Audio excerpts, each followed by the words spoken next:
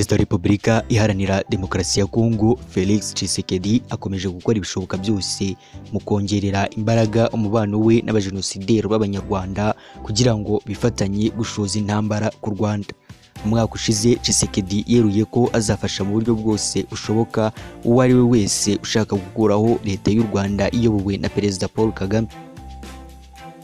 Inshuro nyinshi Tshisekedi yahuye na benshi barwanya leta y'u Rwanda harimo n'abayobozi ba FDLR abasezeranya kubafasha.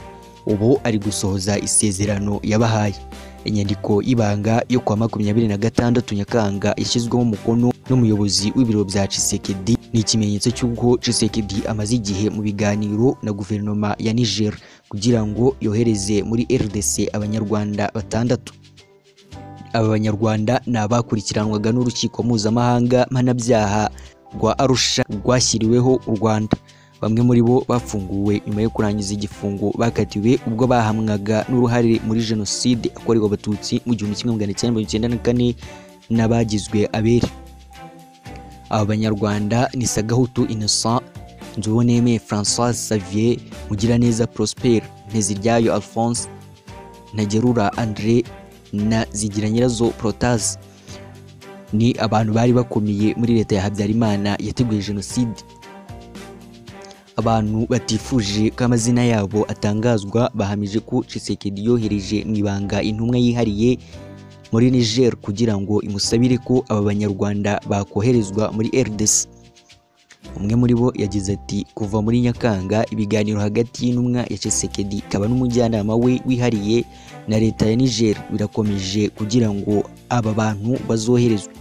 Urwego rwa Loni rwashyiriweho gukora imirimo y'insigarirankiko mpanabyaha rwatangaje ko tariki ya 15 Nyakanga Minisitiri w'Intebe wa Niger yahuye na Kadidiwatu Hamadu, umwavoka wunganira aba Banyarwanda. Tariki ya 14 Kanama aba bantu baganiriye n'intumwa ya Tshisekedi. Nubwo urukiko rwa Loni rwagize bamwe muri bo abere abandi ukabarekura imburagihe, bamwe muri aba bantu bakomeje kwijandika mu bikorwa byo kurwanya u Rwanda bigaragara ko batigeze bahinduka kandi bisa naho batagerwaho n'ingaruka z'ibyaha bya jenoside bakoze.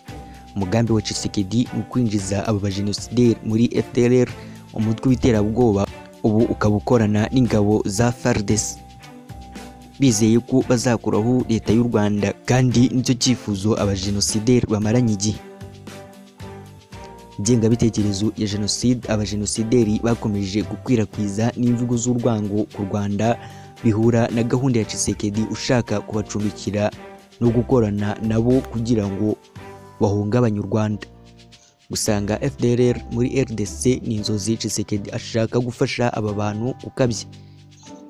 Nka Sagahutu wahoze ari captain muri Exfar ubwo yarekurwaga muri 2014 atararangiza igihano, yagerageje kwinjira muri FDLR mu 2017 anyuze ku mupaka w'u Burundi. Muri Werurwe 2024 Sagahutu wari wahamagawe na Tshisekedi yagerageje kwinjira muri RDC akoresheje andi mazina yari yanditse kuri passport yakuye muri Burkina Faso.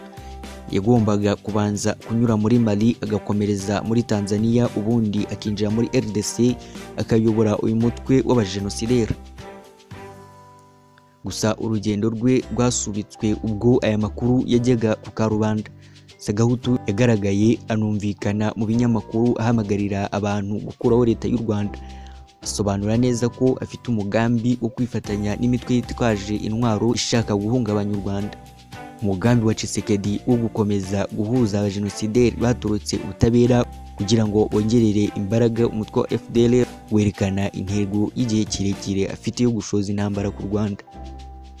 Mu gihe Tshisekedi aha icumbi abajenosideri kugira ngo bahungabanye u Rwanda, ntabwo abahungabanya umutekano w'akarere gusa ahubwo anahungabanya igihugu cye, aho ingengabitekerezo ya jenoside ikomeze gukwirakwiza yibasira cyane Abatutsi b'Abanyekongo bavuga Ikinyarwanda.